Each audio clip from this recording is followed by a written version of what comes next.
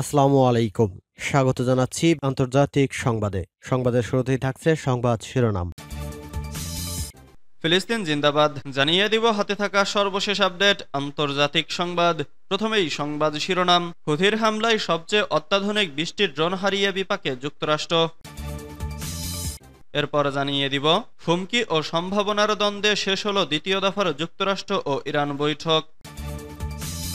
এদিকে ইউক্রেনের সাময়িক যুদ্ধবিরতি ঘোষণা পুতিনের।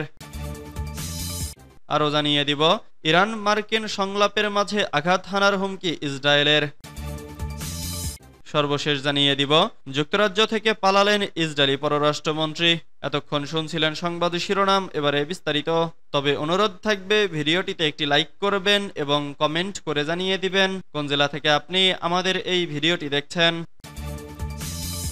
হুথির হামলায় সবচেয়ে অত্যাধুনিক 20টি ড্রোন হারিয়ে বিপাকে যুক্তরাষ্ট্র।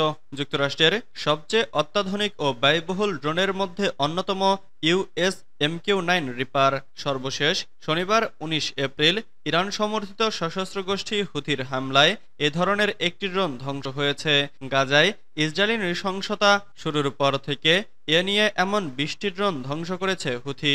শুক্রবার 19 এপ্রিল সামাজিক যোগাযোগ মাধ্যম এক্সে এ তথ্য জানিয়েছেন মার্কিন গণমাধ্যম ফক্স নিউজের সিনিয়র সাংবাদিক জেনিফার গ্রিফিন। তিনি বলেন, কয়েকটি সূত্র ফক্স নিউজকে এ তথ্য নিশ্চিত করেছে। পোস্টে বলা হয়, ট্রাম্প প্রশাসনের সময়ে হুথির হামলায় 6টি MQ-9 রিপার ড্রোন ধ্বংস করা হয়েছে।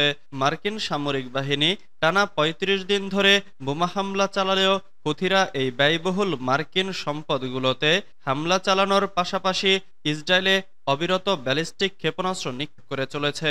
লোহিত সাগরে হামলার শিকার হয়েছে বহু পণ্যবাহী জাহাজও। কংগ্রেশনাল রিসার্চ সার্ভিস অনুসারে প্রতিটি MQ-9 ড্রোনের দাম প্রায় $30 মিলিয়ন। 2023 সালের অক্টোবরে ইসরায়েল হামাস সংঘর্ষ শুরু হওয়ার পর থেকে অন্তত 14টি আমেরিকান ড্রোন গুলি করে ভূপাতিত করেছে হুথি। তবে একটি সূত্র ফক্স নিউজকে জানিয়েছে এই সংখ্যা 20টির মতো হতে পারে। পোস্টে আরও বলা হয়, বিশ্বজুড়ে এই ধরনের রিপার ড্রোনের চাহিদা রয়েছে সর্বোচ্চ পর্যায়ে।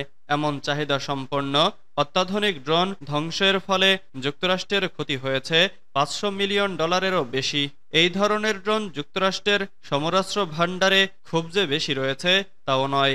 একজন মার্কিন প্রতিরক্ষা কর্মকর্তা ফক্স নিউজকে বলেছেন, 2024 সালের ডিসেম্বর পর্যন্ত মার্কিন যুক্তরাষ্ট্রের অস্ত্রাগারে 230টির মতো MQ-9 ছিল। হুমকি ও সম্ভাবনার দ্বন্দ্বে শেষ হলো দ্বিতীয় দফার যুক্তরাষ্ট্র ও ইরান বৈঠক। মার্কিন নিষেধাজ্ঞা ও সামরিক হুমকির মধ্যেই পরমাণু কর্মসূচি নিয়ে দ্বিতীয় দফার আলোচনা সম্পন্ন করেছে ইরান ও যুক্তরাষ্ট্র। তবে এ আলোচনার ধরন ছিল বেশ জটিল ও ভিন্নধর্মী। প্রতিনিধি দল দুটি মুখোমুখি বসেনি, বরং বসেছিল আলাদা দুটি কক্ষে। আর এক কক্ষের বার্তা আরেক কক্ষে পৌঁছে দিয়েছে ওমানের কূটনীতিকরা। স্থানীয় সময় শনিবার 19 এপ্রিল ইতালির রাজধানী রোমে অবস্থিত ওমান দূতাবাসে অনুষ্ঠিত হয় এই পরোক্ষ আলোচনা। আন্তর্জাতিক বার্তা সংস্থা AFP এ বৈঠকের বিস্তারিত তথ্য প্রকাশ করেছে। এ বৈঠকে ইরানি প্রতিনিধি দলের নেতৃত্ব দেন দেশটির পররাষ্ট্রমন্ত্রী আব্বাস আরাগচি। অপরদিকে যুক্তরাষ্ট্রের পক্ষ থেকে প্রতিনিধিত্ব করেন প্রেসিডেন্ট ট্রাম্পের বিশেষ দূত স্টিভ উইটকফ। প্রসঙ্গত, ডোনাল্ড ট্রাম্প দ্বিতীয় মেয়াদে হোয়াইট হাউসে ফেরার পর ইরানের পরমাণু কর্মসূচি নিয়ে এটি ছিল দুদেশের মধ্যকার দ্বিতীয় দফার আলোচনা। প্রথম দফার আলোচনা হয়েছিল মাত্র এক সপ্তাহ আগে ওমানের রাজধানী মাসকাটে। প্রথম বৈঠক সম্পর্কে আরাগচি জানিয়েছিলেন, যুক্তরাষ্ট্রের পক্ষ থেকে এ ধরনের আন্তরিকতা লক্ষ্য করা গেলেও ওয়াশিংটনের উদ্দেশ্য ও অনভিপ্রায় নিয়ে এখনও সন্দেহ রয়েছে তেহরানের। শনিবারের বৈঠকে ইরান স্পষ্ট করে জানায়, আলোচনার বিষয়বস্তু কেবল তাদের পরমাণু কর্মসূচি ও যুক্তরাষ্ট্রের আরোপিত নিষেধাজ্ঞা প্রত্যাহারেই সীমাবদ্ধ থাকতে হবে। পররাষ্ট্রমন্ত্রী আরাগচি বলেন, যুক্তরাষ্ট্র যদি অযৌক্তিক ও অবাস্তব দাবি না তোলে তাহলে একটি চুক্তি সম্ভব। ইউক্রেনের সাময়িক যুদ্ধবিরতি ঘোষণা পুতিনের। রাশিয়ার president Vladimir Putin Easter Sunday উপলক্ষে ইউক্রেনের সাময়িক যুদ্ধবিরতি ঘোষণা করেছেন। তিনি তার সেনাবাহিনীকে স্থানীয় সময় শনিবার সন্ধ্যা ৬টা থেকে রোববার সন্ধ্যা ৬টা পর্যন্ত সব ধরনের সামরিক অভিযান বন্ধ রাখার নির্দেশ দেন এদিন। অবশ্য পুতিনের এই একতরফা ঘোষণার পর এখন পর্যন্ত ইউক্রেনের পক্ষ থেকে কোনো আনুষ্ঠানিক প্রতিক্রিয়া পাওয়া যায়নি। শনিবার বিকেলে ক্রেমলিনে রুশ সশস্ত্র বাহিনীর chief of general staff Valery গেরাসিমভভকে উদ্দেশ্য করে পুতিন বলেন, মানবিক দিক বিবেচনায় নিয়ে রাশিয়ার পক্ষ থেকে ইস্টার যুদ্ধবিরতির ঘোষণা দেয়া হয়েছে। এ সময়ে সব সামরিক কর্মকাণ্ড বন্ধ রাখার নির্দেশ দিচ্ছি।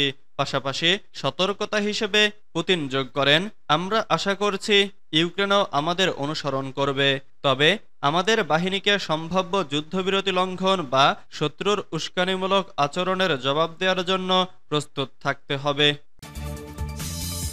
ইরান সম্পর্কিত সংলাপের মাঝে আঘাত হানার হুমকি ইসরায়েলের। পরমাণু ইস্যুতে তেহরান ও ওয়াশিংটনের মধ্যে দ্বিতীয় দফার আলোচনা চলছে।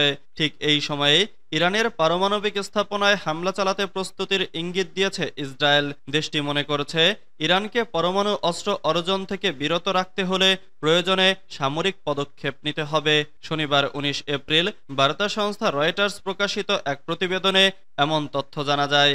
প্রতিবেদনে বলা হয়, ইসরায়েলের প্রধানমন্ত্রী বেনিয়ামিন নেতানিয়াহু জোর দিয়ে বলেছেন, ইরানের সঙ্গে যে কোনো ধরনের আলোচনায় তাদের পরমাণু কর্মসূচি পুরোপুরি ধ্বংস করা জরুরি। ইসরায়েল মনে করে, শুধু আলোচনা নয়, প্রয়োজনে সীমিত সামরিক হামলার মাধ্যমে ইরানের পরমাণু সক্ষমতাকে পেছনে ঠেলে দেওয়া যেতে পারে। নাম প্রকাশে অনিচ্ছুক একাধিক ইসরায়েলি সূত্র রয়টার্সকে জানিয়েছে, মার্কিন প্রেসিডেন্ট ডোনাল্ড ট্রাম্প স্পষ্ট জানিয়ে দিয়েছেন, যুক্তরাষ্ট্র আপাতত ইরানের বিরুদ্ধে সামরিক হামলায় অংশ নিতে আগ্রহী নয়। তবুও ইসরায়েল এককভাবে ইরানের পারমাণবিক স্থাপনায় হামলা চালানোর বিষয়ে আগ্রহী থেকে যাচ্ছে। যুক্তরাষ্ট্র থেকে পালালেন ইসরায়েলি পররাষ্ট্রমন্ত্রী।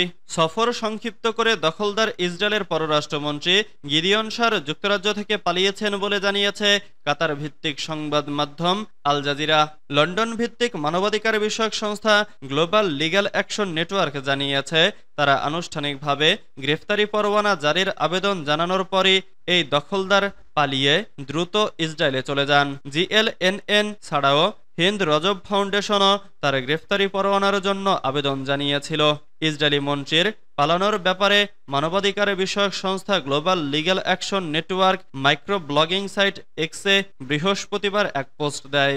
এতে গিদিয়ন সারের একটি ছবি যুক্ত করে তারা লিখেছে, জরুরি, আমাদের জানানো হয়েছে গিদিয়ন সার তার সফর সংক্ষিপ্ত করে যুক্তরাজ্য থেকে পালিয়ে যাচ্ছেন। তিনি গুরুতর অপরাধের অভিযোগে চলমান তদন্তের একজন অভিযুক্ত।